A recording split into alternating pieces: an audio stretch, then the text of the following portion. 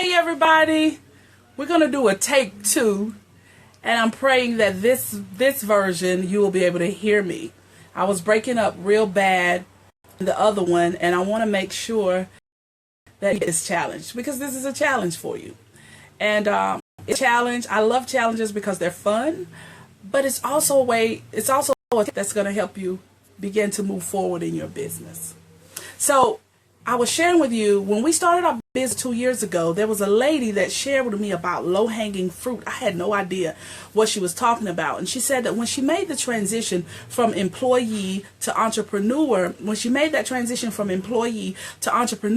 that the way she built her business so quickly was that she reached out to low-hanging fruit. And you're thinking, what is low-hanging fruit? Low-hanging fruit are the people that you know, the people that you build a relationship with. But let me back up for a minute.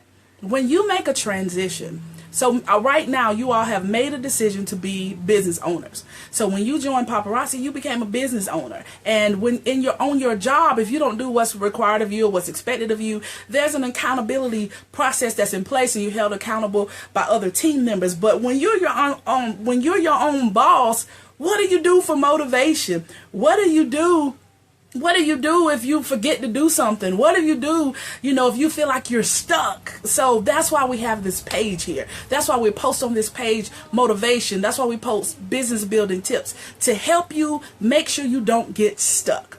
And so back to this low-hanging fruit, you got to figure out who are these people that you know that will pick up the phone if you call. There are some people that I've built relationships with over the years that if I call, I remember we just had an event back in the fall, and I was asking to do something on the ball field, and the young lady said, well, we don't allow that. She said, I have to check with our manager. I said, well, would you let him know that this is Carmela Spikes Williams, because he knows me as a Spikes. And she said, what? I said, would you just please tell him that this is Carmela Spikes Williams that's asking. And do you know that he didn't just send me the answer, he actually got on the phone and talked to me because of the relationship that we have. That's called low-hanging fruit. And so what I want you to do is, I'm going to give you this challenge, a challenge of 20. That's what I'm going to give you today.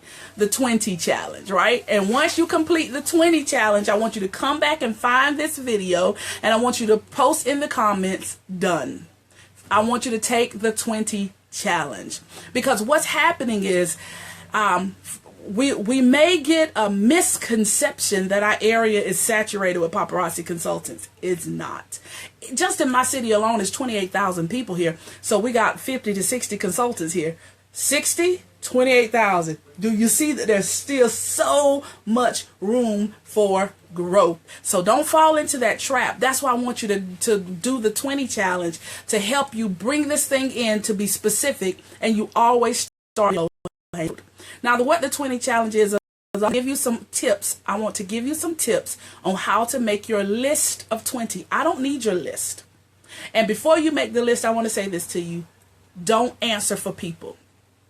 Don't say, well, I know they're having a hard time, and I know they don't really have money, and I know they're on fixed income. You don't know what people will spend their money on, because people buy what they value. People buy what they value. And if the ladies are anything like me, when I feel down, I have to dress up because it helps me to come out of that stuck place. So don't take away people's choice to choose. Allow them the opportunity to choose. And what you're going to ask them, you say, hey, because remember, this is low-hanging fruit. I'm not sure if you've heard that I've started a new business with Paparazzi. All of our jewelry is $5, is lead and nickel free. And I just want to know if you could host like a sip and shop and just have 4 or 5 of your friends come over, and I'll bring the jewelry. I'll play like one game with them. I promise I won't do any speeches or anything. And while you all are fellowshipping in between, they can just come and shop with me. And you win free jewelry. Every 10 pieces sold, you get one free piece. And do you want to go and pick your pieces out early, and then you can get your friends to come over? What date works with you? I got 2 dates available. I got 2 Saturday mornings that's available, or I have 2 Friday evenings that's available. Which one of these work for you? And that's all you're doing. Don't take away their opportunity. Don't take away their decision from them. Ask. So first people on your list are your immediate family members. Think of your sister, your sisters, your sister-in-laws, your brother's girlfriends. Write their names down. Don't try to figure anything out. Just write their names down. Your mama, your grandma, you'd be surprised. because my grandma was fashionable. She was sharp. Write down those names, the names of your the women in your family. Then think about your extended family. Maybe you got some cousins, that you haven't talked to in a while, but y'all are cool. I got, as I'm telling you this now, I'm thinking of a couple of cousins that's been reaching out to me. We've been talking and laughing recently over social media. I need to reach out to them and see if they'll bring a few of their friends over and let me in. So the first people on your list is your immediate family, your extended family. Think of your current co-workers that you have relationships with, and then think of old co-workers that you still have relationships with. I have some old co-workers who we are still very close. We still celebrate all of our highs together, and we still cover each other if we ever are going through anything. Think of your friends, those people that you've been friends with for your entire life. Listen, I have friends that we've been friends since second grade. And if I ask them to host a party for me, even if they don't wear jewelry, they'll do it because it's me. We're like sisters.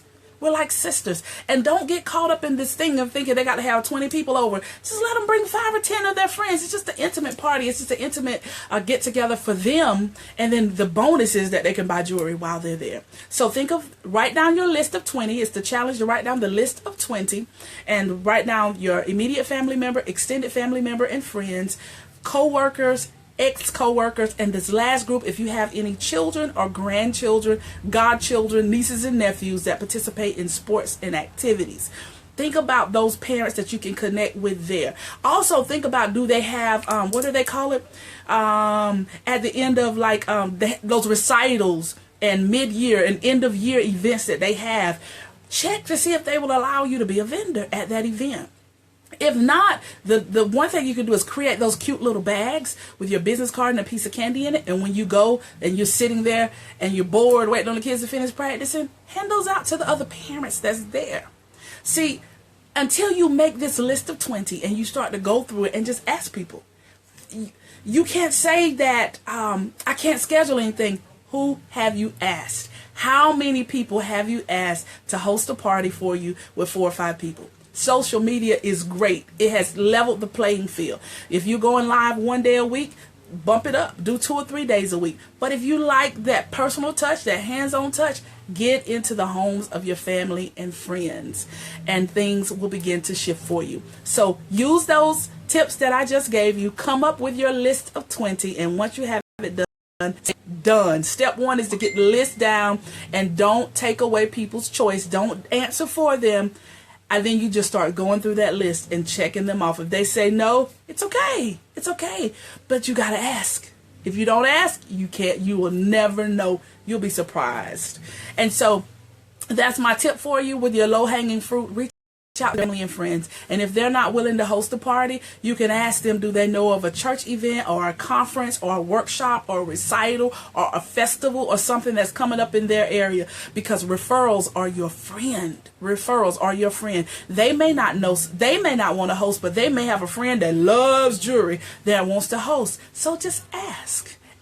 So once you get your list of 20 done, you don't have to share the list with me. It's for you. I just want you to come back to this video and say done. I love y'all. Have a great night.